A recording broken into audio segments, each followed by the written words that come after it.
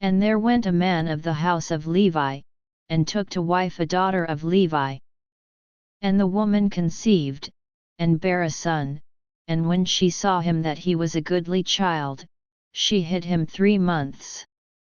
And when she could not longer hide him, she took for him an ark of bulrushes, and daubed it with slime and with pitch, and put the child therein, and she laid it in the flags by the river's brink. And his sister stood afar off, to wit what would be done to him. And the daughter of Pharaoh came down to wash herself at the river, and her maidens walked along by the river's side, and when she saw the ark among the flags, she sent her maid to fetch it. And when she had opened it, she saw the child, and, behold, the babe wept. And she had compassion on him, and said, This is one of the Hebrews' children. Then said his sister to Pharaoh's daughter, Shall I go and call to thee a nurse of the Hebrew women, that she may nurse the child for thee? And Pharaoh's daughter said to her, Go. And the maid went and called the child's mother. And Pharaoh's daughter said unto her, Take this child away, and nurse it for me, and I will give thee thy wages. And the women took the child, and nursed it. And the child grew, and she brought him unto Pharaoh's daughter, and he became her son. And she called his name Moses, and she said, Because I drew him out of the water.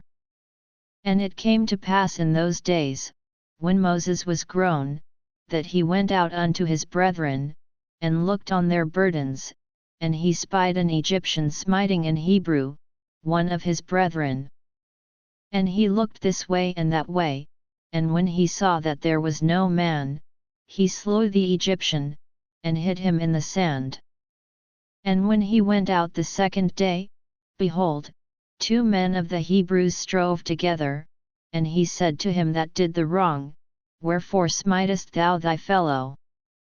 And he said, Who made thee a prince and a judge over us? Intendest thou to kill me, as thou killedst the Egyptian? And Moses feared, and said, Surely this thing is known. Now when Pharaoh heard this thing, he sought to slay Moses. But Moses fled from the face of Pharaoh, and dwelt in the land of Midian, and he sat down by a well.